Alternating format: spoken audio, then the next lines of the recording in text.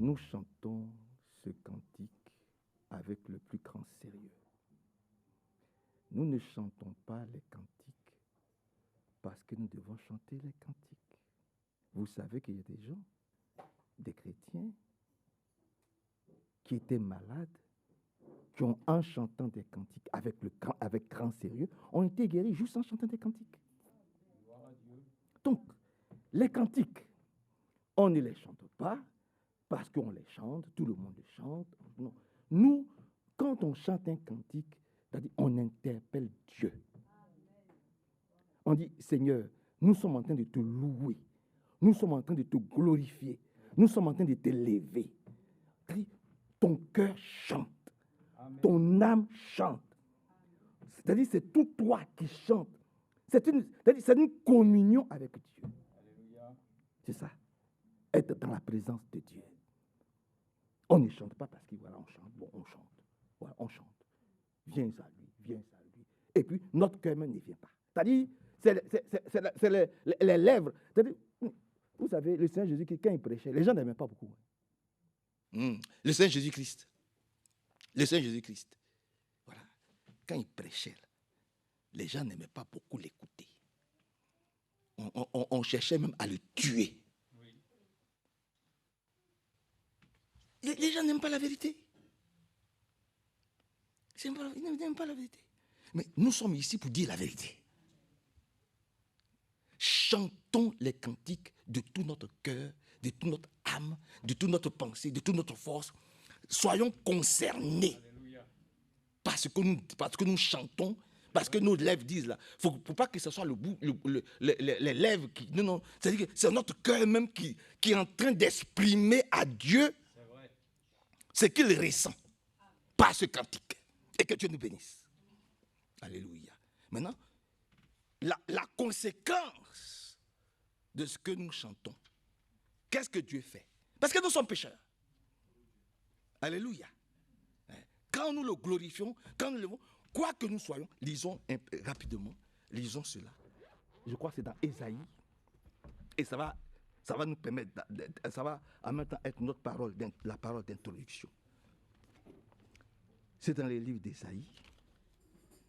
Ésaïe au chapitre 57.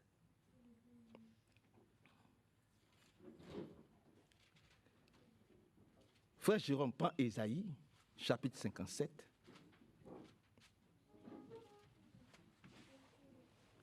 Parce que quel que soit ce qu'il adviendra, le Seigneur reviendra pour nous chercher, nous les élus.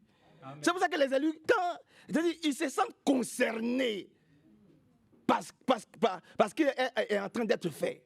C'est-à-dire, tout ce qui concerne l'Église, ils se sentent concernés. Ils font tout avec leur cœur, avec leur âme. Ce n'est pas leurs lèvres qui bougent seulement. Ésaïe, au chapitre 57, prenons à partir du verset 14. On dira, frayez, frayez, préparez le chemin, enlevez tout obstacle du chemin de mon peuple.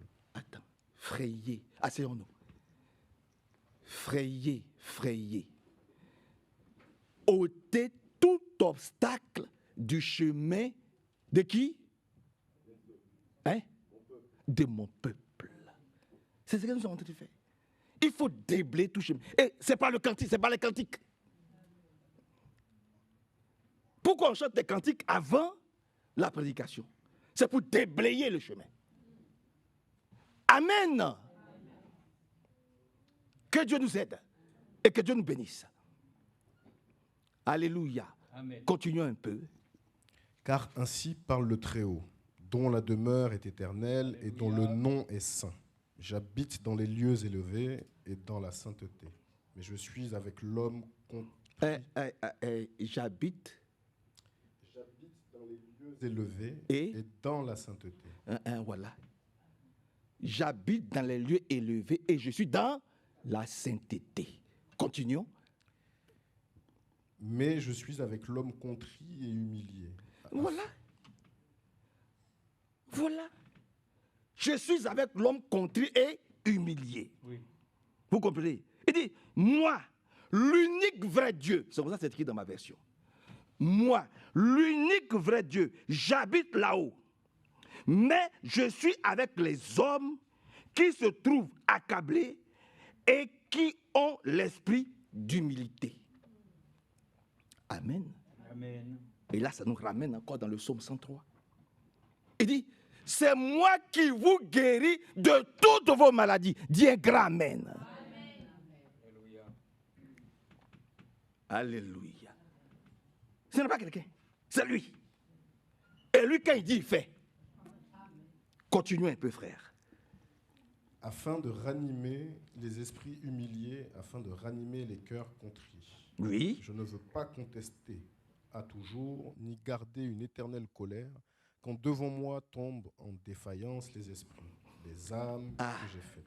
Vous voyez, le Seigneur, il est vraiment merveilleux.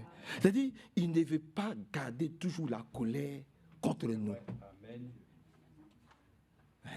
C'est pour ça que tous ceux qui sont en train de nous attaquer, qui sont en train de nous... Vous perdez votre temps. Notre Dieu, là, il ne garde jamais la colère toujours contre les élus. Parce que c'est lui qui nous a appelés. C'est Dieu lui-même qui nous a appelés à lui. Donc, c'est lui qui nous prépare comme il veut, en son temps. C'est lui qui va nous restaurer, c'est lui qui va nous rétablir. C'est pour ça que quand les gens viennent, oui, vous ne marchez pas selon l'esprit, oui, vous ne vous comportez pas. Mais où est votre problème? Nous, on dit, c'est le problème de Dieu. Amen. Le Dieu qui nous a appelés, là, c'est lui qui va nous rétablir, c'est lui qui va nous restaurer, c'est lui qui va nous reconstituer. Amen. Totalement. Amen. Parce que lui-même, il voit nos fautes, il voit nos faiblesses, il voit nos manques. Ce n'est pas quelqu'un qui va venir nous dire comment tu dois marcher, comment tu dois te tenir, comment tu dois faire. Ce n'est pas quelqu'un. C'est Dieu lui-même qui nous a appelés. C'est lui-même, il est responsable de tout ce qui est en train de nous arriver. C'est lui seul qui est responsable. C'est ce qu'il est en train de nous dire ici. Et avant l'enlèvement, il va tout reconstituer, il va tout rétablir, il va faire en sorte que toi et moi, nous soyons dans la meilleure position possible pour être enlevés. C'est vrai. Continue un peu. À cause de son avidité, verset 17, à cause de son avidité coupable, je me suis irrité et je l'ai frappé. Je me suis caché dans mon indignation. Oui. Et le rebelle a suivi le chemin de son cœur. J'ai vu ses voies et je le guérirai. Je lui servirai de guide. Et attends un peu. Je vais recommencer à partir du verset 17, par la grâce de Dieu, dans ma version. Il a dit, les torts d'Israël, ses vols, sa malhonnêteté m'ont fâché. Vous comprenez? Les torts d'Israël, sa malhonnêteté, ses mensonges, tout ça m'ont fâché. Alléluia. Ouais, tout ça, ça m'a irrité. Sinon, tous ceux que j'ai créés perdraient le souffle de la vie, donc vont mourir. Les torts d'Israël, ces gains malhonnêtes, m'ont tous irrité. Dans ma colère, je l'ai frappé. Je ne voulais plus le voir. Mais, voilà ça qui nous sauve. Mais, il est resté infidèle. Il n'en a fait qu'à sa tête. Je connais bien sa conduite. Or, voici quelle sera ma revanche. Amen. Il a décrit tous les méfaits d'Israël. Ses mensonges, sa malhonnêteté, Israël est coupable. Il dit, oui, il a même permis même qu'Israël soit frappé. Israël n'en fait qu'à sa tête, il dit. Amen. Il dit, je connais sa conduite. Or, voici quelle sera ma revanche. Il dit, je le guérirai. Dis un grand amen à ça. Amen. Après tous les méfaits qu'il a eu à dire, il dit, lui qui a choisi Israël, donc lui qui t'a choisi, le Dieu qui t'a choisi, le Dieu qui t'a appelé, il dit, lui, il te guérira. Mais ton amen est faible. C'est ce qu'il est en train de nous dire ici aujourd'hui. Il dit, je le guérirai, je le guiderai, je le reconforterai. Amen. Quant à ceux qui portaient le deuil, Je mettrai sur leurs lèvres des acclamations de joie. C'est ce que nous sommes en train de dire tout à l'heure, que nous ne voulons pas chanter comme si nous allons enterrer un frère. Nous ne chantons pas des cantiques comme si nous allons au cimetière accompagner un frère. Nous chantons les cantiques parce que nous voulons que ce soit nos lèvres là, ce soit des acclamations de joie. Donne ton plus beau amen à Dieu. Ça doit être des acclamations de joie. Parce qu'il va réparer tous les torts qu'on a eu à faire. Mais ton merci est faible. Que Dieu vous bénisse. Sœur Monique, Sœur Evelyne, que le Seigneur vous... Oui, frère Billy Paul, que Dieu te bénisse aussi. Mais je n'ai pas entendu encore de merci. Que Dieu vous bénisse tous d'ailleurs. Alléluia. Voilà, c'est ça. Merci Seigneur. Vous voyez, tous nos méfaits, tous nos torts, tous nos péchés, tout ce qu'on a fait, il va tout réparer. Alléluia. Alléluia. C'est pour ça que quand nous nous tenons ici, nous lui chantons des cantiques, ce sont des acclamations de joie. De ce qu'il a fait, de ce qu'il fait et de ce qu'il fera. Alléluia. Alléluia.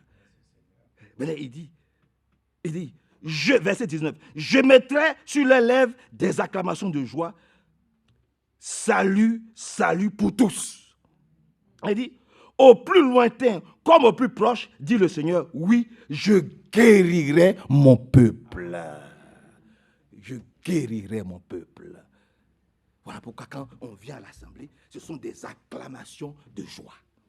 Ce sont des acclamations de réjouissance. Ce sont des acclamations de reconnaissance. Parce qu'on sait qu'il nous a déjà appelés. Actuellement, même si nous passons par des moments de difficulté, si nous avons quelques épreuves, un jour, tout va être réparé, tout va être restauré, tout va être guéri, tout va être changé, rétabli.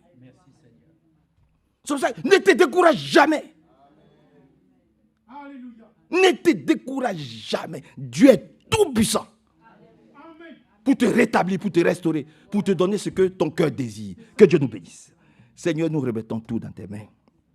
Sois loué, sois exalté, sois célébré. Nous voulons chanter les cantiques vraiment à ta gloire. Nous voulons te célébrer. Nous ne voulons pas être tristes dans cette maison. Bénis ton serviteur, notre frère V. Bénis-le au-delà même de toute attente. Et bénis ton peuple aussi. Et que nous puissions, au travers de ta parole, être lavés, être purifiés, être sanctifiés, être vivifiés, être régénérés. Et surtout, être réjouis de ce qu'aujourd'hui encore, nous avons la grâce que le grand Dieu au ciel nous parle. Bénis-nous encore, Seigneur, au nom de Jésus. Amen. Que Dieu vous bénisse.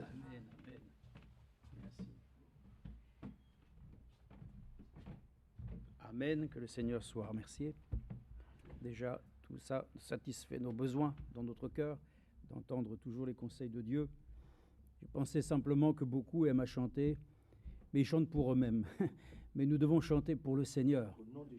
Beaucoup se réjouissent de chanter parce qu'ils sont contents quand ils chantent. C'est leur plaisir, c'est le don peut-être que Dieu leur a donné. Ça, disons, ça leur donne un sens à leur existence. Mais nous chantons pour Dieu. Je vois souvent, des fois, dans le monde, des concerts où tout le monde chante et chacun, avant, allumait son briquet. Maintenant, on a le téléphone portable, on met la petite lumière, comme pour montrer qu'il y a une lueur d'espoir. Mais nous chantons sans avoir ainsi à pouvoir montrer une quelconque lumière, si ce n'est que la lumière est au milieu de nous. Amen. C'est Jésus. Il est la lumière du monde. Donc nous sommes reconnaissants que nous chantons pour la gloire de Dieu, que nous ne chantons pas pour nous-mêmes. D'ailleurs, nous ne sommes pas venus simplement pour nous-mêmes, mais nous sommes venus aussi pour adorer le Seigneur. C'est lui qui doit être adoré, qui doit être glorifié, qui doit être exalté. Donc, le chant est une élévation. Parce qu'on dit souvent aussi la parole chantée. On parle de la parole, parole parlée, mais la parole aussi qui est exprimée sous cette forme-là, c'est la parole chantée. Donc tous les psaumes, n'oubliez pas que tous les psaumes, ce sont des chants. Vous verrez marqué au chef des chantres. Donc tout ce qui est des psaumes, ce sont ainsi des cantiques à la gloire du Seigneur. Donc nous on les lit, et on les lit de manière littérale. On les lit comme des poèmes. Mais ce sont des poèmes chantés. Donc il faut que la parole de Dieu soit chantée dans notre cœur. Il ne faut pas que ce soit une parole qui n'ait pas de sens ni de mélodie. Donc on est heureux de pouvoir ainsi avoir part ainsi à ces moments. Le culte, c'est d'abord de venir déjà dans sa présence, se recueillir.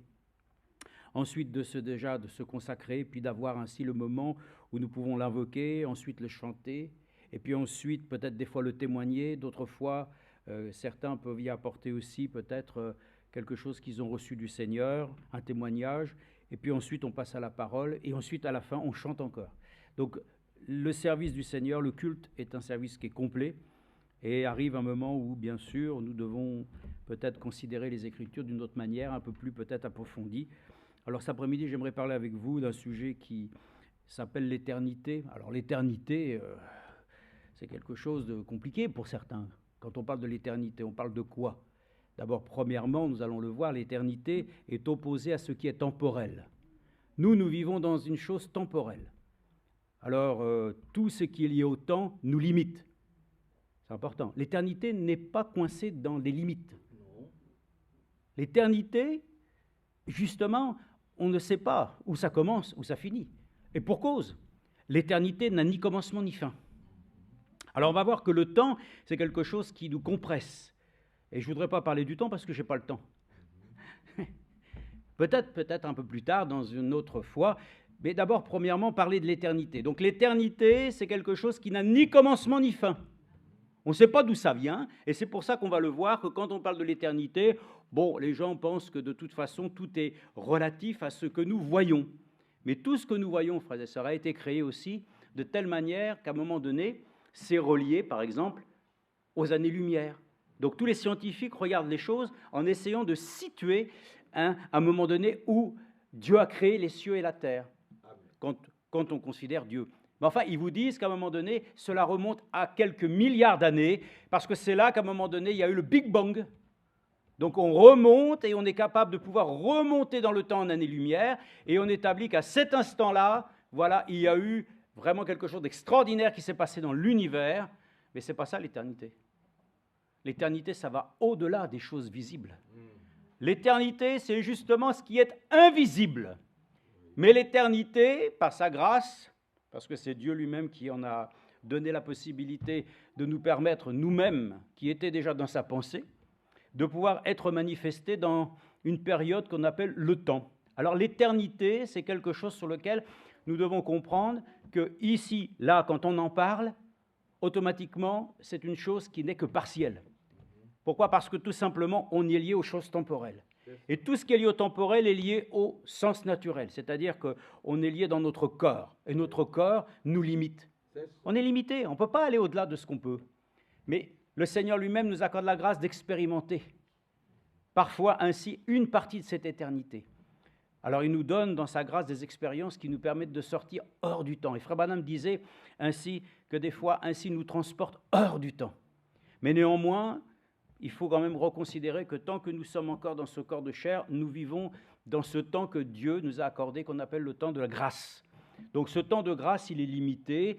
Chaque jour, bien entendu, est déterminé par 24 heures avec des périodes, et toutes ces choses, nous le savons, fait que nous sommes totalement ainsi bien dans une situation qui ne permet pas à chacun de pouvoir donc faire comme il le voudrait.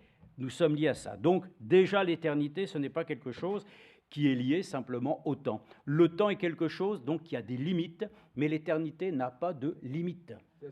Parce qu'on ne sait pas, d'ailleurs, écoutez, je vais vous dire une chose, d'abord, et on va le voir, on va aller tout de suite, et ça, on va se rappeler d'abord ce que Frère Franck nous dit. Avant de considérer des choses, regardez ce que lui-même nous dit ici, et je crois que c'est une vérité, que si nous voulons parler de l'éternité, il faut d'abord s'adresser à celui qui est l'éternel. Parce que quand on parle de l'éternité, nous devons faire référence à Dieu. Amen. Mais avant même qu'il soit Dieu, et c'est là que Frère Franck, dans l'enseignement qu'il nous a accordé, que nous allons reprendre, bien sûr, d'abord, avant de considérer Dieu, il faut d'abord le considérer comme l'Écriture le dit. Et ça, c'est en Genèse chapitre 1 qu'on peut voir la chose. Et lui-même nous le dit, qu'avant même que nous puissions considérer un Dieu, il faut d'abord le considérer comme l'Éternel, qui n'a ni commencement ni fin. Oui. Vous avez vu comment Dieu lui-même, on va le voir plus tard, Jésus est venu dans cette humanité, il a eu un commencement, il a eu une fin. Il est l'alpha et l'oméga.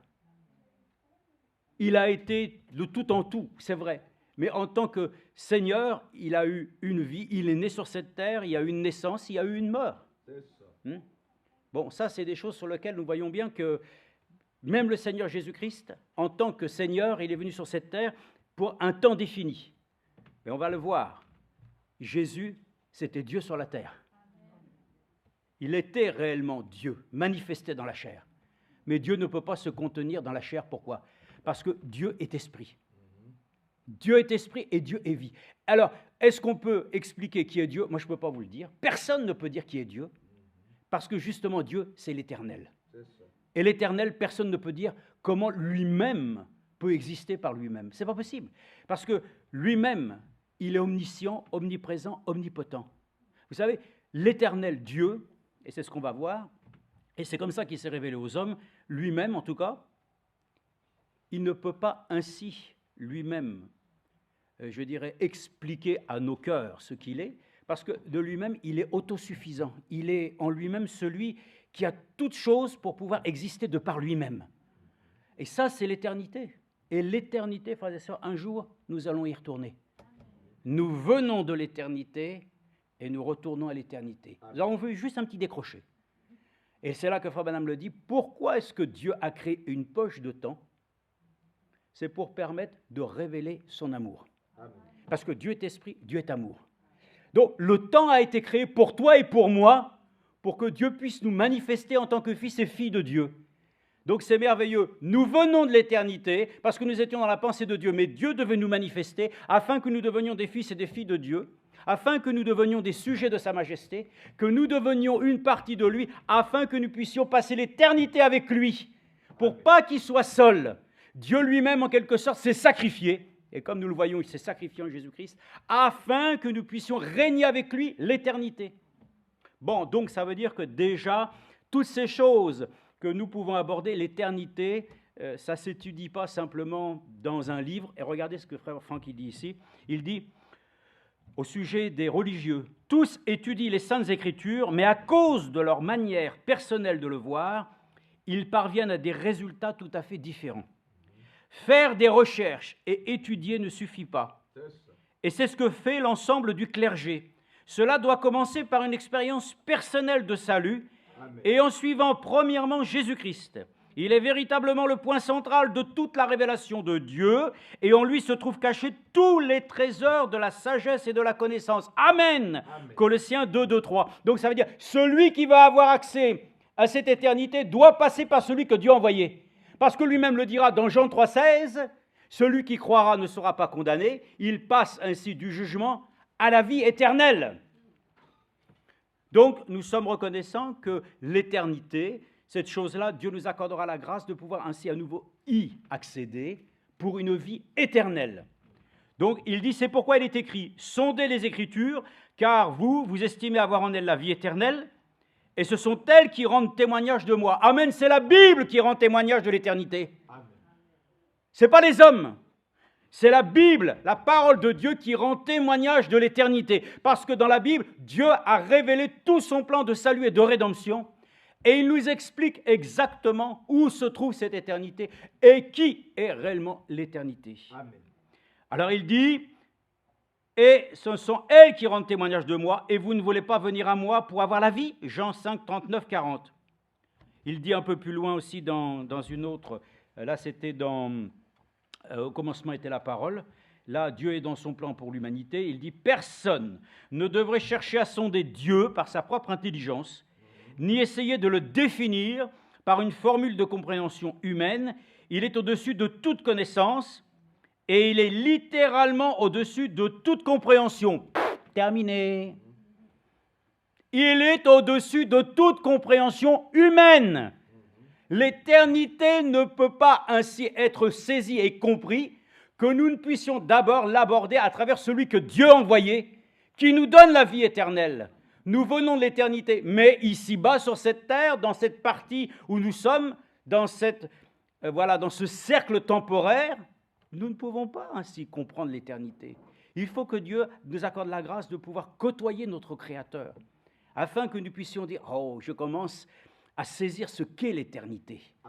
Je commence à saisir, je vois ce qu'est l'éternité. » Mais l'éternité, de prime abord, c'est compliqué pour nous, puisque nous voyons qu'ainsi nous savons que tout homme naît et il meurt.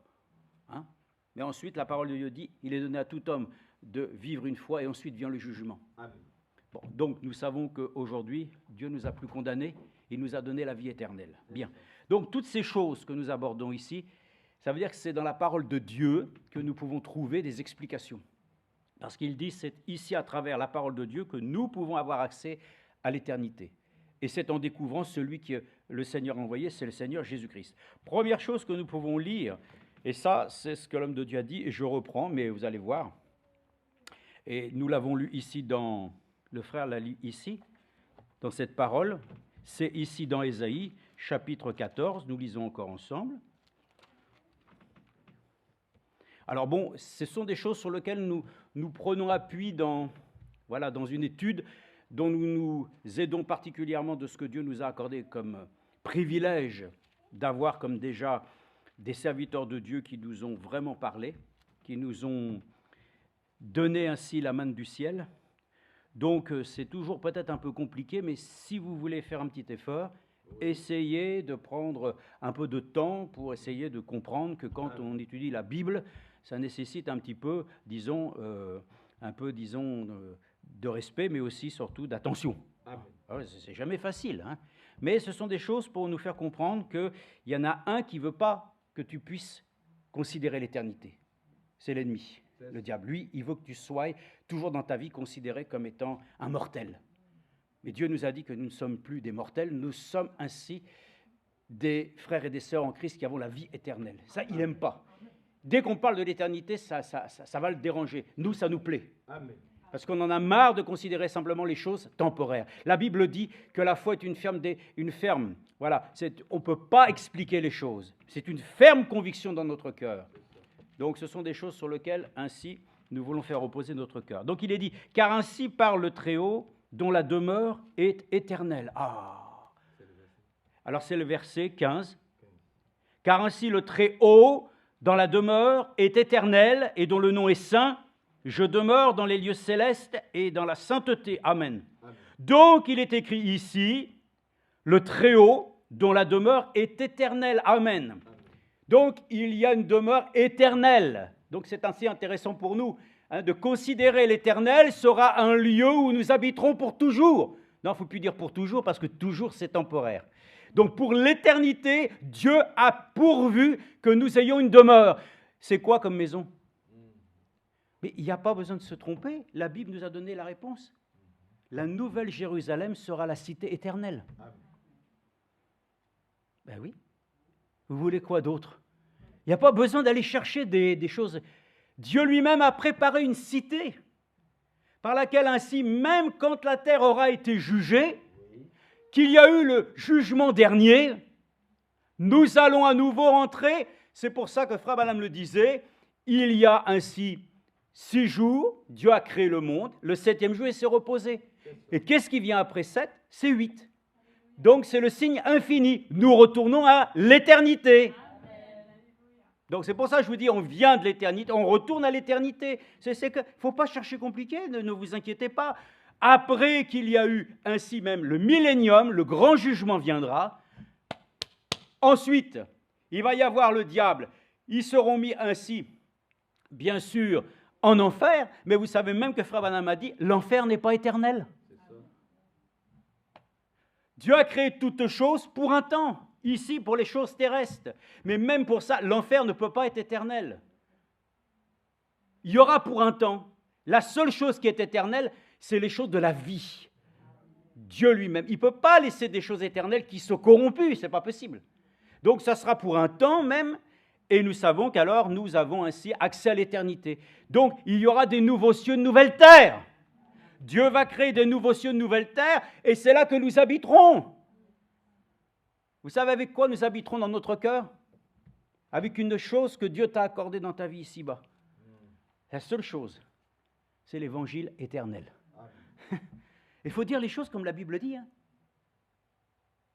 Il n'est pas marqué les épîtres éternels, il n'est pas marqué la parole éternelle, l'évangile éternel.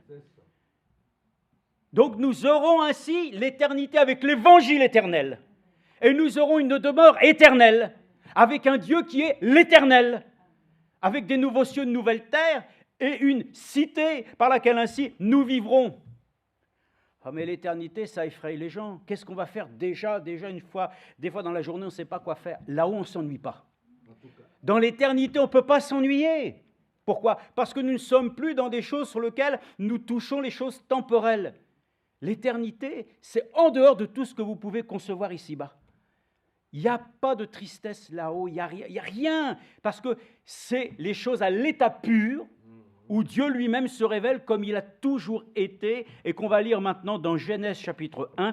Et vous allez voir, il y a une petite différence quand même que nous pouvons constater, c'est quand il y a des traductions, c'est vrai, un peu différentes, c'est là que des fois ça peut poser quelques soucis, mais là nous donnons ainsi l'attention de ce qui nous a été accordé aussi, avec l'enseignement que Frère Branham nous a donné, et aussi Frère Franck. Et je vais vous dire simplement ce qui est écrit ici, de façon que vous compreniez bien que déjà dans la Genèse, il nous est dit au sujet de la création, au commencement, c'est-à-dire aux prémices dans d'autres traductions, Dieu créa le ciel et la terre. Amen. C'est écrit comme ça. La terre était informe et vide, et il y avait des ténèbres et la surface de l'abîme, mais l'Esprit de Dieu planait au-dessus des eaux. Amen. Amen. Donc Dieu est esprit.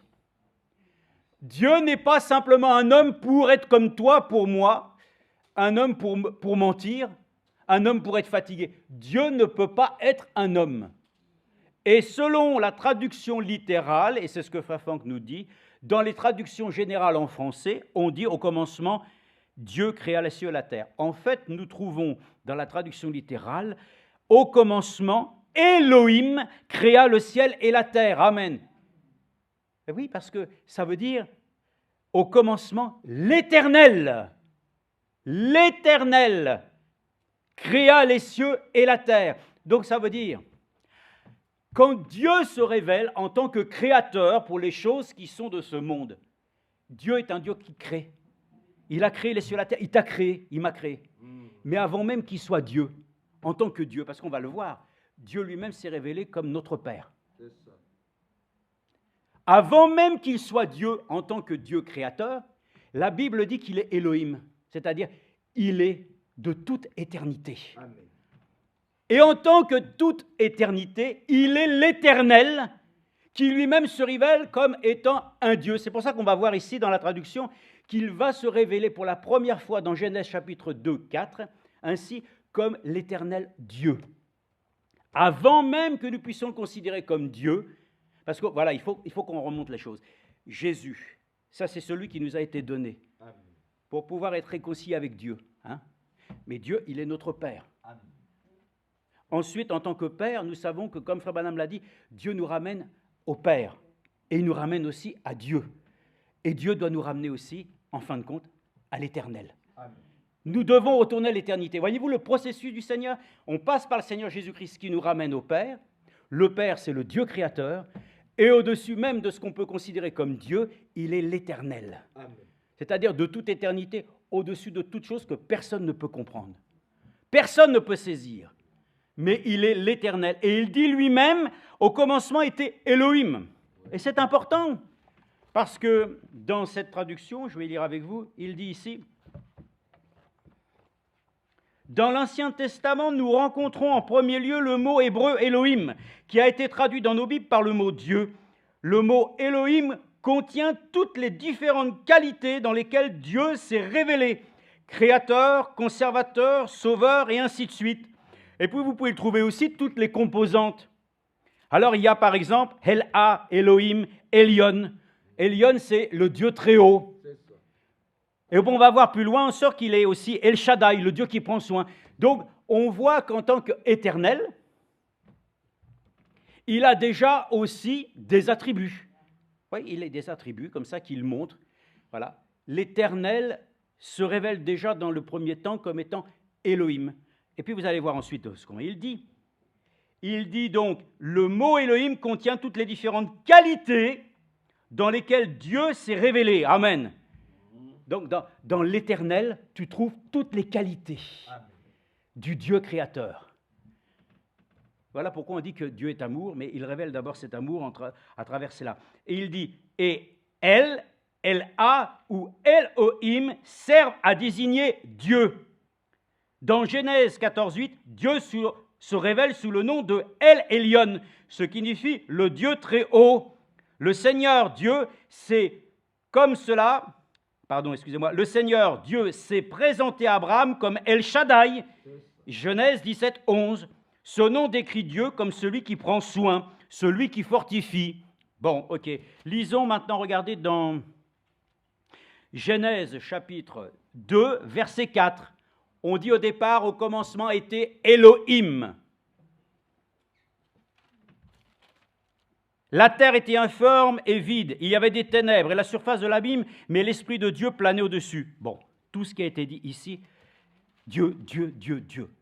Regardez maintenant ce qu'il dit ici, verset 4. Voici les origines du ciel. Amen. Bon, voyez-vous, on a Elohim d'abord. Dieu, il va créer tout. Maintenant, on rentre dans le sujet de la création même des cieux et de la terre. Alors, il se révèle, voici les origines du ciel et de la terre, quand ils furent créés, alors là, on ne dit plus simplement Elohim, mais on dit lorsque Elohim Yahvé, l'éternel Dieu, fit la terre et le ciel, et il n'y avait encore aucun arbuste de la campagne sur la terre, et aucune herbe de la campagne ne germait encore, car Elohim Yahvé, l'éternel Dieu, n'avait pas fait pleuvoir sur la terre, et il n'y avait point d'homme pour cultiver le sol. Voyez la différence ? Déjà, nous avons Elohim au départ, celui qui de lui-même existe. Amen. Mais ensuite, il se révèle comme un Dieu créateur. Il crée les cieux et la terre, et il se dit, maintenant, je suis l'éternel Dieu. Il faut que nous comprenions, nous ici-bas, que nous avons un seul Dieu. Amen. Un seul Dieu. Et ce Dieu, comme il a été d'Israël, tu dois l'aimer de tout ton cœur. Amen. Pour les choses terrestres, pour ce qui est temporel, nous avons un Dieu avec nous. Et quand nous considérons après toute l'œuvre de Dieu, après que nous ayons considéré que sur la terre, ce que Dieu a créé, ainsi aura été dissous, parce que Dieu lui-même va faire de nouveaux cieux, de nouvelles terres, alors nous retournons vers Elohim, l'éternel, celui qui est l'unique, le seul et le véritable. Donc pensez que dans l'éternité, c'est quelque chose qui est la chose la plus grande qui puisse exister. Quand on parle de Dieu, c'est le Dieu qui est créateur, c'est vrai, qui va se révéler comme un père. Et vous allez voir qu'ainsi, dans la parole d'Ésaïe, il sera annoncé concernant le Messie. Il sera conseiller, Dieu puissant, prince de la paix. Il sera quoi ? Père éternel. Père éternel. Est-ce qu'il est parlé de Fils éternel ? Non. N'allez pas mettre des choses qui n'ont pas lieu d'être. La seule chose qui va demeurer éternelle, c'est l'Évangile. Le Père éternel, amen, celui qui ainsi s'est révélé en tant que Dieu et en tant que le Seigneur Jésus-Christ, Seigneur et Sauveur de cette humanité. Donc, tout ce qui est éternel touche vraiment quelque chose sur lequel ça n'a rien à voir avec les choses temporelles et les choses qui, un jour, vont disparaître. Moi, je veux retourner dans cette éternité. Amen. Et nous devons le dire, ainsi, Elohim Yahvé. Donc, c'est écrit ici, remarquez dans Ésaïe, on va le lire aussi dans Ésaïe chapitre 7, verset 14. Vous voyez, quand on parle de l'éternité, on ne parle pas simplement de quelque chose qui n'est pas identifié. On identifie l'éternité, mais on ne sait pas, frères et sœurs, comment l'éternité puisse exister d'elle-même. Ça, c'est d'accord. Et je veux dire que c'est très rassurant. Parce que si nous pouvions expliquer l'éternité, si nous pouvions expliquer Dieu, ça veut dire que nous serions tous alors liés à des choses qui sont charnelles. Quand on ne peut pas expliquer le surnaturel, les choses par lesquelles l'univers existe, c'est rassurant. Ça veut dire qu'il y a vraiment une éternité, quelque chose qui existe et qui est au-dessus de toute conception humaine. Donc, dans Ésaïe, voilà, vous allez dans... on va prendre ici. Ah oui, dans Ésaïe chapitre 7, verset 14...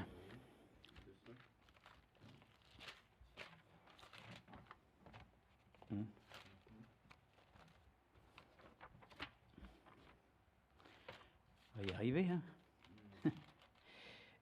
Il est écrit, Ésaïe verset 13, dit alors, « Écoute donc, maison de David, est-ce trop peu pour vous de lasser la patience des hommes, que vous lassiez encore celle de mon Dieu. C'est pourquoi le Seigneur lui-même vous donnera un signe. Voici que la jeune fille est enceinte et elle enfantera un fils et on lui donnera le nom d'Emmanuel. Amen.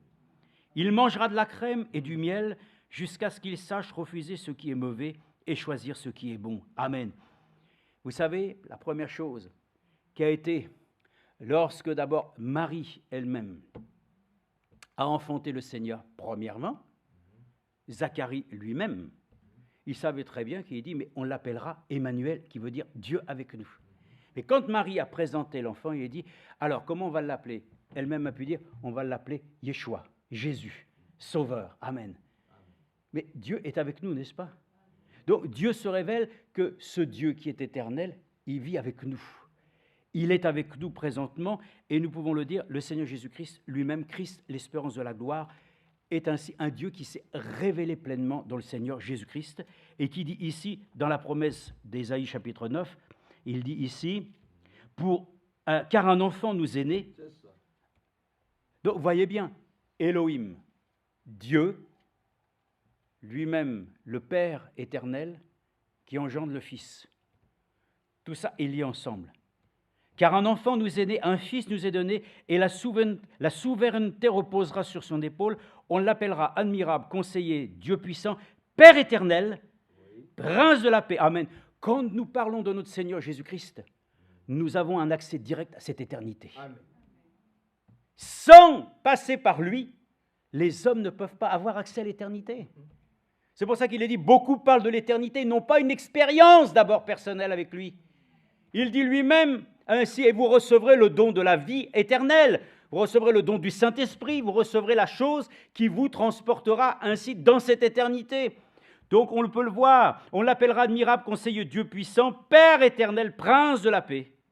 C'est celui-là que nous parlons aujourd'hui, n'est-ce pas? Donc l'Éternel lui-même s'est révélé, s'est manifesté ici sur cette terre en tant que le Dieu créateur, en tant que celui qui est notre Père, et qui, ainsi à travers le Fils, s'est révélé pour qu'on nous devienne nous-mêmes des fils et des filles de Dieu. Donc, vraiment, cette éternité, il faut que nous puissions nous l'approprier, clairement. Parce que, nous devons le dire, nous ne voulons plus considérer que nous allons rester ici, sur cette terre, ni à avoir ainsi à considérer des choses qui sont temporelles. Le millénium, c'est temporel. Le millénium, c'est glorieux. C'est la gloire de Dieu, hein? Mais ce n'est pas encore pour nous suffisant. Il faut qu'après le millénium, nous rentrions à nouveau dans cette éternité. C'est tout. Donc, voyez-vous, les gens pensent, ils ont une bénédiction, ils sont heureux. Il faut aller plus haut que la bénédiction. Il faut aller jusqu'à l'obéissance de la parole de Dieu. De l'obéissance, il faut aller à être reconnu comme étant aux yeux de Dieu la chose sur laquelle il agrée. Pour que tu deviennes toi-même vraiment une partie du corps de Christ qui devient l'Église. L'Église, tu deviens l'épouse. L'épouse, tu deviens celle qui est enlevée. Tu deviens celle qui va régner. Tu es celle... Oh, frère et sœur, à chaque fois que nous parlons de l'éternité, Dieu nous fait aller jusque dans la chose sur laquelle un jour nous serons avec lui, frères et sœurs, dans cette dimension. Ne nous limitons pas, frères et sœurs, à une vie chrétienne en regardant qu'à Jésus. Jésus, c'est vrai, c'est de la plénitude. Mais il faut que l'œuvre que le Seigneur Jésus-Christ accomplit dans ta vie te conduise jusqu'à cette éternité. Amen. Il ne faut pas simplement se contenter des petites choses. Il faut aller jusque dans cette éternité.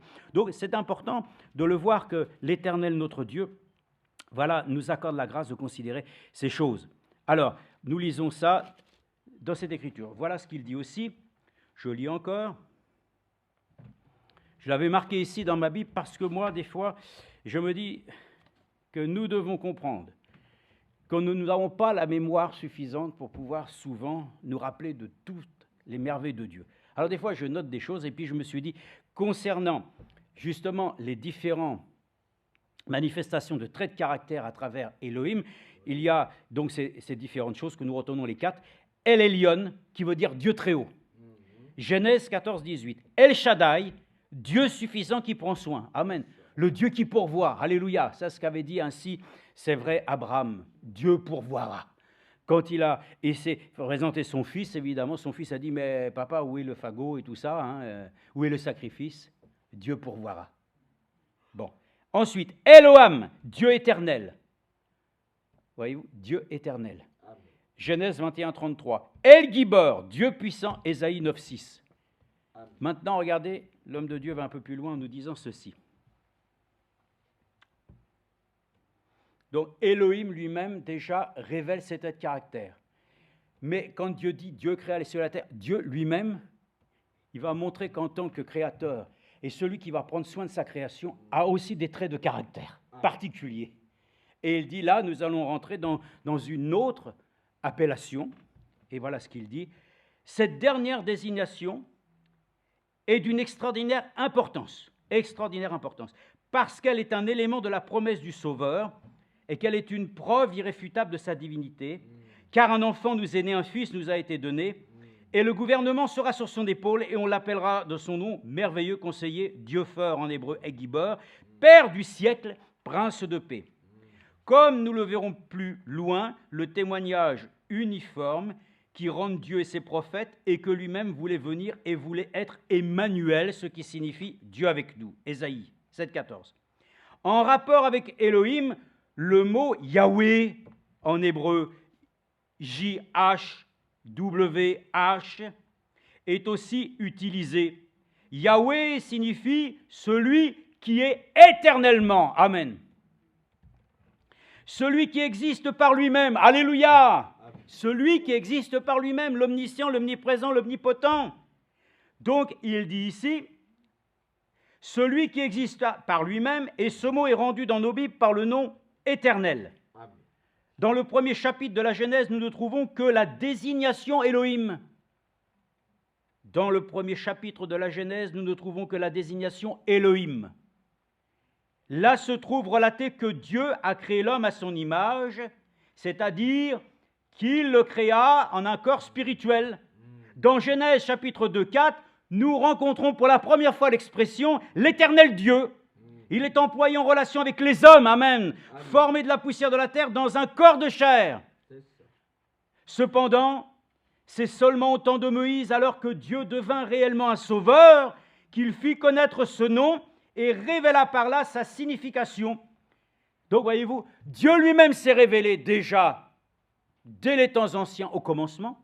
Il se révèle aussi à Moïse dans l'Ancienne Alliance et il va se révéler dans la Nouvelle Alliance. Et la révélation de Dieu est cachée et révélée, Jésus-Christ. Mais il dit avant que nous arrivions à lui, il dit, et Dieu parla à Moïse et lui dit, je suis l'Éternel Yahweh, je suis apparu à Abraham, à Isaac et à Jacob comme le Dieu Tout-Puissant, El Shaddai, mais je n'ai pas été connu d'eux par mon nom d'Éternel, Elohim Yahweh. Exode 6, 2, 3. Oh, frère, ça. Le Dieu de l'Ancien Testament, c'est le Dieu du Nouveau. Le Dieu qui était l'Éternel Elohim, le Dieu qui s'est révélé comme également l'Éternel Dieu, aussi celui qui est l'Éternel des armées, se révèle comme l'Éternel Yahweh, c'est-à-dire celui qui est de lui-même et qui se suffit à lui-même. Et il dit, le prophète Moïse savait qu'Élohim s'est fait connaître sous une forme visible, sous le nom de Yahweh. Et lorsqu'il écrivit la Torah, c'est-à-dire les 5 premiers livres de la Bible, il choisit toujours le mot juste pour désigner Dieu. C'est conformément à la promesse que Dieu a faite à Abraham dans Genèse 15, 13, 16, que le peuple d'Israël fut sauvé, Exode 3, 12. C'est pourquoi le nom de Yahweh est en relation avec la libération d'Israël. Amen. Amen. Yahweh est le nom de l'alliance. Amen. Dieu s'est révélé aussi dans un nom d'alliance. Et il nous est dit que pour nous, il s'est révélé dans le nom de l'alliance nouvelle par le sang. C'est le Seigneur Jésus-Christ, le Sauveur. C'est ainsi qu'alors, voilà pourquoi il devait être appelé ainsi Yeshua, qui veut dire Sauveur. Vous voyez, de l'éternité, vous vous rendez compte d'où on parle? On parle de l'éternité. Et puis d'un seul coup, l'éternité prend une forme qui commence à se décrier que de cette éternité, Dieu commence à former quelque chose. Il commence à montrer que son esprit va vivre en tant que Dieu, qui veut dire sujet d'adoration. En tant que Dieu lui-même, il va prendre une forme. Son caractère, c'est l'amour. Et dans son amour, il va commencer à montrer que puisqu'il a créé les hommes, il va lui-même déjà suffire aux besoins de sa création, de son humanité. Alors il va montrer des choses, il va révéler, il va faire une alliance.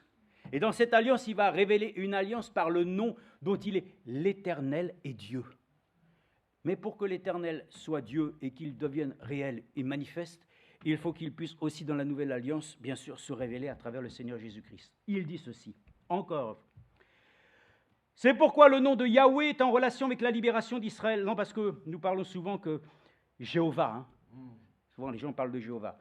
Nous ne voulons pas parler simplement de Jéhovah, nous voulons parler d'abord de celui qui est l'Éternel, qui a ensuite décrié sa nature jusqu'à arriver jusqu'à aujourd'hui. Parce qu'on part de l'éternité et dans tout le plan, dans le temps que Dieu a donné, voyez-vous tout ce qu'il a fait pour arriver à un moment donné à faire remonter les choses vers lui. Quel travail glorieux, hein? Quel labeur, hein? Mais les gens diront, mais comment est-ce que Dieu pouvait laisser tant? Il est Dieu. En tant qu'éternel, il est le seul qui pouvait avoir un tel plan pour arriver à ses fins. Alors, le nom de Yahweh est en relation avec la libération d'Israël. Yahweh, le nom de l'alliance de l'Éternel dans l'Ancien Testament. C'est en ce nom qu'Israël devait être béni. Nom 6, 22, 27.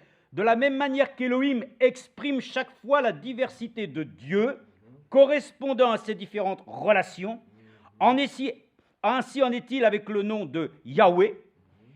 Yahweh Jireh, l'Éternel pourvoira. C'est ça que Abraham avait dit. Hein? Oui, c'est ça. Oui. Donc, Genèse 22, 7, 14. Yahweh Rapha, l'Éternel qui me guérit. Amen. On peut le dire que nous avons tout ça en Jésus-Christ. Hein? L'Éternel, notre justice. Yahweh Tsikenu. Yahweh Shama, l'Éternel est ici. Yahweh Sabaoth, l'Éternel des armées. Et si l'on met ensemble ces 7 expressions par lesquelles le Seigneur Dieu exprime ses attributs, on obtient une image complète de ce qu'il est. Amen. Amen. Et le mystère de Dieu, qui était caché à travers ça, s'est manifesté en Jésus-Christ. La plénitude de Dieu est divine, c'est ça. Le résultat, c'est ça. Amen. De cette éternité, voilà le résultat. Et ce résultat, c'est que maintenant, toi, Dieu te fait réellement devenir comme lui. Alors, une fois que tu as fait ça, tu repars dans l'éternité. Et tu passeras aussi à travers les choses glorieuses qu'il a prévues, avant même d'être dans l'éternité. Il y en a qui disent, allons, passe ici dans l'éternité. Non, ne brûle pas les étapes. D'abord, tu dois avoir part, premièrement, au réveil de l'Église, à la fin. Ensuite, la transformation des corps, l'enlèvement, la rencontre avec Jésus, le souper des noces. Ensuite, l'établissement du règne de 1000 ans. Ensuite, tu vas juger aussi. Et puis ensuite, hop là! Laissons les choses, n'est-ce pas, autant, hein? Donc, jusqu'aujourd'hui, le peuple d'Israël n'emploie pas ses prières, n'emploie dans ses prières que les expressions Adonai et Elohim, et en cela, il se conforme bien à la parole d'Amos 6.10 où il est dit « Et il dira silence, car nous ne pouvons faire mention du nom de l'Éternel Yahweh. » Adonai signifie Seigneur. Cette expression est employée à diverses reprises dans le Nouveau Testament en rapport avec Christ. Par exemple, dans Jean 13.13, Luc 6.46, etc. Cependant, avec le mot Adonai, il n'y a aucune combinaison de noms, comme c'est le cas avec Elohim et Yahweh dans l'Exode 4.10. Oui, nous le savons, Jésus-Christ, il est notre Seigneur. Amen. Il est Adonai. Amen. Mais en tant que Seigneur, il a autorité sur ta vie. Amen. C'est tout. Il révèle, voyez-vous, c'est ça qui est merveilleux. Hein? Il doit se révéler comme ton Seigneur. Il doit se révéler aussi comme ton Dieu. Il doit se révéler en fait comme tout. Et il doit pouvoir ainsi se révéler dans notre cœur cet après-midi comme l'Éternel, Dieu. Il faut que nous ayons ainsi la pensée de l'éternité juste. N'ayons pas une pensée de l'éternité comme si que, voilà, on a fait un gros dodo et demain ça repart pareil. Ah non. L'éternité n'a rien à voir. Il faut qu'on soit clair et net. On va passer, frères et sœurs, ainsi de ce modèle que nous avons ici. Imparfait, pourtant Dieu nous avait fait parfait, mais à cause du péché, il nous a amenés à pouvoir participer avec lui à cette éternité. Donc c'est une chose merveilleuse, et donc toutes ces choses font que nous pouvons essayer de lire encore juste quelques petites choses, voir pour vous quand même ce qui est dit dans Hébreux 13.8, de cette éternité, ce qui nous est dit dans la Nouvelle Alliance. Écoutez bien, Hébreux 13.8. Donc cette éternité... Hébreux 13.8, il est dit. Première chose, oui. Tout le monde connaît ça. Je me suis dit même, ça serait bien si on pouvait le mettre au-dessus de notre porte d'entrée, là. Il y a juste un rectangle. Je me suis dit, tiens, on pourrait mettre aussi nous. On va dire, ça y est, ils veulent faire comme à Krefeld. Mais enfin, excusez-moi, mais ça s'est écrit dans la Bible pour tout le monde. Ça devrait même être écrit partout, à la limite. Hein. Mais c'est vrai, Jésus-Christ est le même hier, aujourd'hui. Bon, il dit, souvenez-vous de vos conducteurs qui vous ont annoncé la parole de Dieu, considérez l'issue de leur vie et imitez leur foi. Jésus-Christ est le même aujourd'hui et pour l'éternité. Vous avez vu? Jésus-Christ. Jésus-Christ est le même hier, aujourd'hui et pour l'éternité. Amen. Donc l'œuvre que Dieu a accomplie en Jésus-Christ est une œuvre éternelle. Donc notre Seigneur Jésus-Christ, il va devenir ainsi notre mari. Et c'est avec lui que nous allons régner et que nous allons vivre éternellement. Parce que c'est le modèle que Dieu a fait et c'est ainsi que nous devons le croire. Nous n'allons pas devenir ainsi des esprits. Nous allons vivre, frères et sœurs, dans l'éternité, ainsi comme nous sommes là, ainsi à nous voir, mais dans une dimension tout autre. Mais l'éternité, ça continue à vivre. Mais à quelle vie, hein? Ne me demandez pas comment la vie sera dans l'éternité. Je sais simplement qu'elle sera tellement, de toute façon, agréable que je ne peux même pas me faire d'une imagination de ce que c'est. Que Dieu nous accorde la grâce de comprendre ces choses. Hein. Donc, Hébreux 13:8, déjà, Jésus-Christ est le même hier, aujourd'hui et pour l'éternité. Moi, je suis heureux. Hein. Je suis baptisé au nom du Seigneur Jésus-Christ. J'ai reçu de lui le pardon des péchés. Amen. Je sais qu'avec lui, je régnerai. Avec lui, je serai pour l'éternité. Amen. Jésus-Christ, c'est pour vous, c'est pour moi, pour l'éternité. Vous êtes d'accord? Ben, c'est Jésus-Christ. Parce que de tout cela que nous avons vu depuis Elohim, tout ça, c'est Jésus-Christ qui est le lien de jonction avec nous tous pour l'éternité. Donc, nous sommes très heureux. Alors, acte 15, aussi dans acte 15. Dans acte chapitre 15, versets 13-18. Quand on parle de l'éternité, vous savez, Dieu nous avait prédestinés dans son amour avant la fondation du monde. Donc, qu'est-ce qui se passait avant la fondation du monde? Moi, je ne sais pas, mais je sais que nous étions dans les pensées de Dieu et que nous étions déjà en lui. Donc, lui qui connaît les tenants et les aboutissants, lui qui sait toutes choses, pensez une chose, dans l'éternité, déjà, Dieu savait toutes choses, donc il ne faut pas s'en inquiéter pour nous aujourd'hui, parce que déjà, avant même que les choses ne soient, Dieu était déjà aux commandes. Donc, faisons confiance à notre Dieu qui sait toutes choses, et il dit ici, dans Acte 15, quand on le lit comme ça, évidemment, c'est pas forcément courant qu'on le lit parce que c'est une parole qui est ici, où il est dit, chapitre donc 15, verset 13, où lorsqu'ils se turent, Jacques prit la parole et dit, c'est Jacques, frères, écoutez-moi, Simon a raconté comment, pour la première fois, Dieu est intervenu pour prendre parmi les nations un peuple consacré à son nom.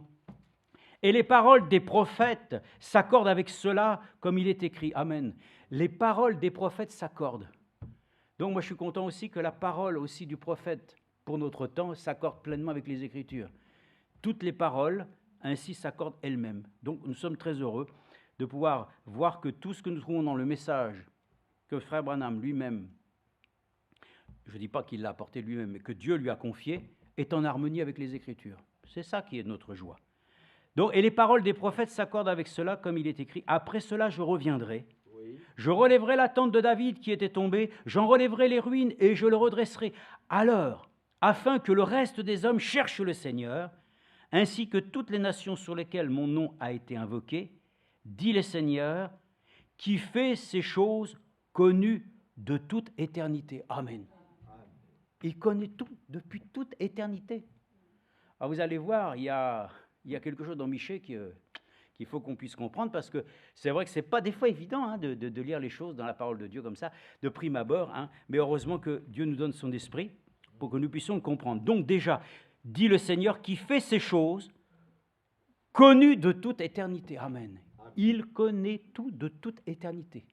Donc c'est déjà merveilleux de voir que dans l'éternité, c'est quelque chose que déjà, réellement, celui dont nous ne pouvons pas savoir comment il peut exister par lui-même, déjà, toute chose est sous son contrôle. Donc moi, je suis confiant, je retourne dans l'éternité en étant sûr que là-bas, que celui qui dit qu'il connaît toutes choses, quand j'arrive dans l'éternité, il n'y a pas de problème. On n'arrive pas ici dans un endroit où on ne sait pas ce qui va se passer. Il connaît tout. Dans cette éternité, tout est sous le contrôle de celui, frères et sœurs, qui est invisible, de celui qui a le pouvoir de créer l'univers. Rassurons-nous, il y en a qui ont peur de l'éternité. Qu'est-ce qu'on va, on va où et tout ça? Mais il connaît tout depuis toute éternité. Donc dans cette éternité, tout sera parfait, tout sera bien, ne nous inquiétons pas. Alors, dit le Seigneur qui fait ces choses connues de toute éternité. Michée, chapitre 5, verset 1-2. Bon, alors il faut déjà trouver Michée. Dans Michée, chapitre 5, verset 1-2, il est dit ici, c'est au sujet de Bethléem Ephrata, de cette prophétie qui annonce la venue ainsi du Messie. Donc Michée chapitre 5, verset 1. « Et toi, Bethléem Ephrata, toi qui es petite parmi les milliers de Juda, de toi sortira pour moi celui qui dominera sur Israël, écoutez bien, et dont l'origine remonte au lointain passé. » Voyez-vous, dans les choses lointaines, Dieu est déjà présent. Mais il dit maintenant, au jour d'éternité, c'est pourquoi il les abandonnera jusqu'au temps où enfantera celle qui doit enfanter. Et dont l'origine remonte au lointain passé, au jour d'éternité. Amen. Amen. Mais c'est quoi les jours de l'éternité? Puisque l'éternité, ce n'est pas lié au temps. Pourquoi est-ce qu'on nous parle de jours dans l'éternité? Au jour de l'éternité. Oh là là, ça devient complexe. Hein.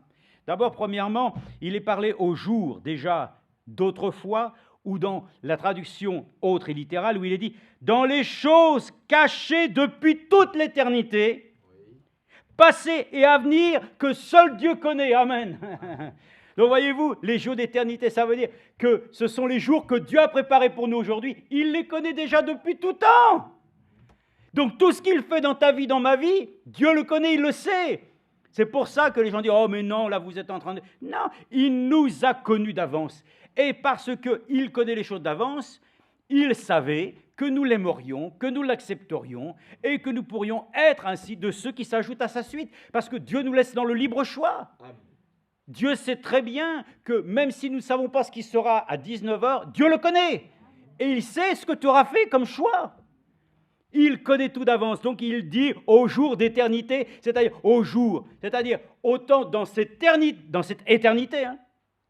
Déjà, Dieu, qui savait toutes choses, lui-même avait déjà programmé.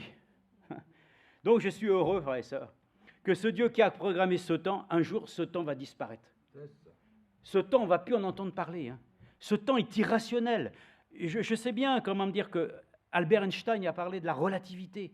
Quelque chose, pour lui, c'est clair, c'est net. Hein. Mais il sait qu'il le lie ainsi au temps, il le lie à toutes ces choses pour dire qu'en fin de compte, à un moment donné, ces choses-là, en fin de compte, voilà, nous conduisent dans quelque chose qui est au-delà du visible. Bon, nous sommes contents pour le dire. C'est pourquoi il est dit qu'au temps marqué, il a pu ainsi accorder la visitation à Bethléem. De toi sortira celui qui dominera sur Israël et dont l'origine remonte au lointain passé, au jour où les jours cachés dans l'éternité, où tu savais tout ce qui devait venir et que seul Dieu connaissait. Donc nous sommes heureux dans cette éternité. C'est quelque chose, vous dire, ce n'est pas l'éternité, c'est quelque chose qui doit faire peur. Dans cette éternité, le même qui a su se révéler comme étant Dieu et le Créateur, c'est celui-là qui est là-haut. Donc l'éternité doit nous rassurer, pas quelque chose qui doit nous faire peur. Nous avons ainsi une assurance dans cette éternité. Dieu ainsi a prévu pour nous vraiment quelque chose qui soit glorieux. Donc, n'ayons pas ainsi d'appréhension quand il est parlé de jour d'éternité.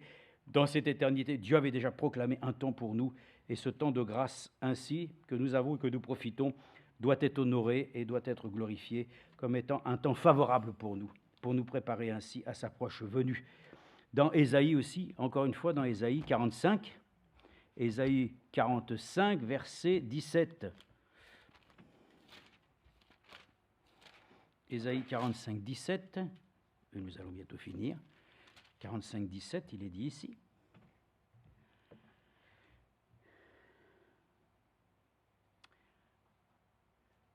Verset 16, ils sont tous honteux et confus, ils s'en vont tous avec confusion, les ciseleurs d'idoles. Quant à Israël, c'est par l'Éternel qu'il obtient le salut. Un salut éternel. Vous ne serez ni honteux ni confus jusque dans l'éternité. Amen. Jusque dans l'éternité. Parce que beaucoup disent, ben voilà, nous allons passer au tribunal de Christ. Bon, mais nous, de toute façon, nous savons très bien qu'au tribunal, pour nous, la de condamnation est déchirée. Mais il y a quelque chose de plus grand où il est dit, vous ne serez ni honteux ni confus jusque dans l'éternité. Amen. Jusque dans l'éternité. Pas simplement pour notre vie terrestre, et puis, voilà, Seigneur, j'ai bien travaillé. Oh non, il faut aller jusque dans l'éternité. Ainsi donc, le Seigneur nous a accordé un salut éternel. Qui a perdu son salut? Vous ne l'avez jamais perdu puisque vous ne l'avez jamais eu. Dieu nous a accordé le salut par grâce. Nous sommes sauvés aujourd'hui pour l'éternité. Nous devons lui faire confiance. Et c'est ainsi qu'il dit au sujet d'Israël. Oui, oui, t'as beau à faire beaucoup de problèmes, beaucoup de situations terribles, hein, mais moi, l'Éternel obtient le salut, un salut éternel, et vous ne serez ni honteux ni confus jusque dans l'éternité. Nous ne serons jamais confus jusque dans l'éternité. Donc l'éternité, mes frères et sœurs, ce n'est pas quelque chose, voilà, que nous pouvons parler en le ramenant au terrestre. Ce n'est pas possible. Mais dans le terrestre, Dieu a révélé cette éternité à travers ce que nous avons vu et à travers Jésus-Christ. Mais sachez que maintenant, nous sommes en chemin vers Jérusalem céleste et que nous sommes en chemin maintenant vers l'éternité. Nous allons bientôt retourner là où Dieu lui-même nous avait déjà connus et vus d'avance, sauf qu'à la différence, nous étions une pensée.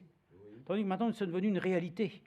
Et nous allons passer l'éternité avec lui, maintenant tel que tu es, tel que Dieu aura fait. C'est ça qui va être merveilleux. Avant, nous étions dans ses pensées. Maintenant, là-haut, nous serons avec lui. Nous partagerons l'éternité ensemble. C'est merveilleux. C'est ça, l'éternité. Alors, évidemment, il n'y aura pas non plus de discorde, de dispute. Tout ça, c'est fini. Il n'y aura même pas la pensée. Pourquoi? Parce qu'il n'y aura rien qui pourrait nous mettre en conflit. Donc, nous voulons ainsi peut-être encore terminer.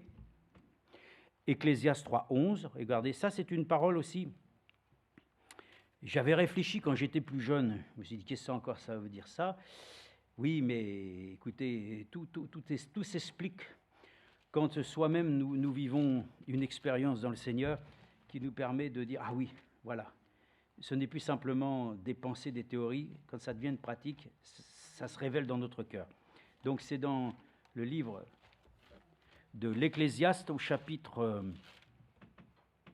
3, verset 11. Alors l'Ecclésiaste 3:11, il est dit ici, je vais le lire.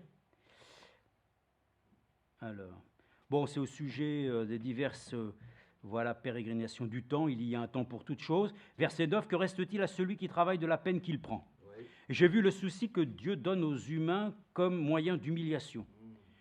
Tout ce qu'il a fait est beau en son temps, et même il a mis dans leur cœur la pensée de l'éternité, bien que l'homme ne puisse pas saisir l'œuvre que Dieu a faite au commencement. Amen.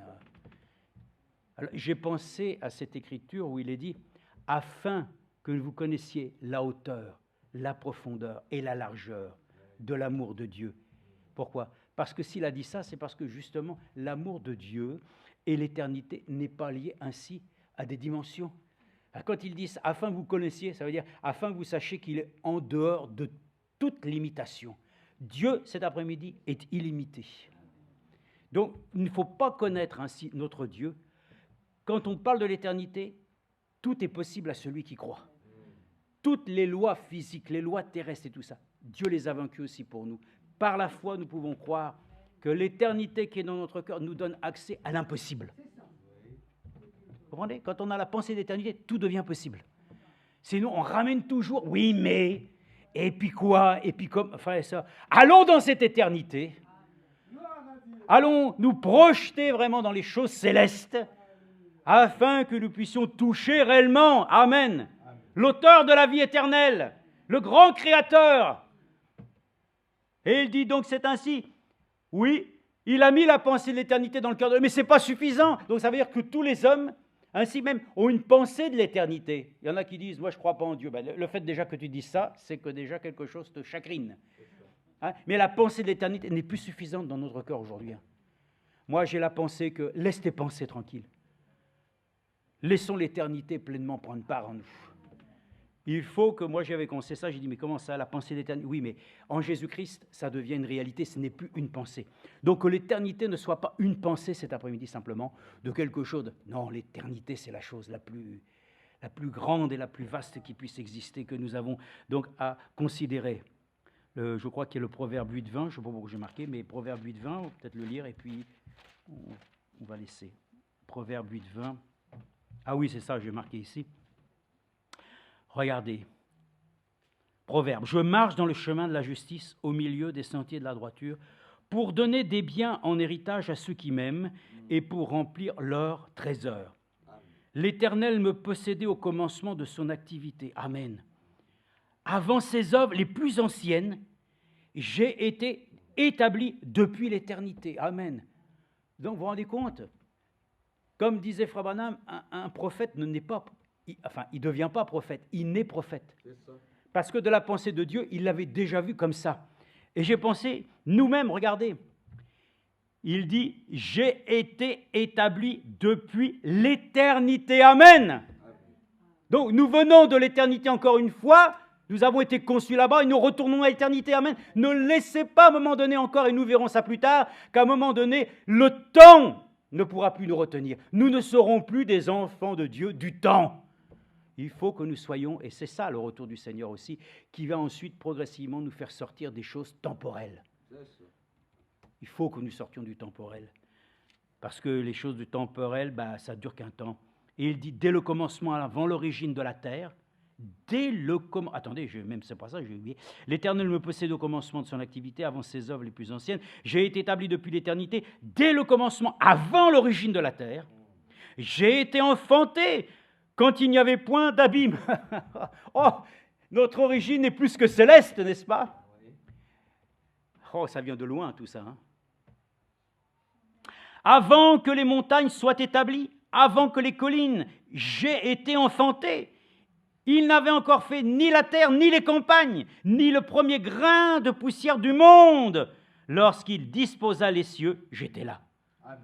Lorsqu'il traça un cercle à la surface de l'abîme, le temps. Lorsqu'il fixa le nuage en haut, et que les sources de l'abîme jaillirent avec force, lorsqu'il donna une limite à la mer, pour que les eaux n'en franchissent pas les bords, lorsqu'il traça les fondements de la terre, j'étais à l'œuvre auprès de lui. Et je faisais de jour en jour ses délices, jouant devant lui tout le temps, jouant sur la surface de la terre, ainsi de suite, ainsi de suite. Ouais. Nous sommes donc ainsi de l'éternité, et nous y retournons. Le psaume 139, psaume 139, j'avais aussi quelque chose que Frère Branham disait au sujet de ça, on ne va pas le lire. Psaume 139, verset 24, il est dit, et nous terminons.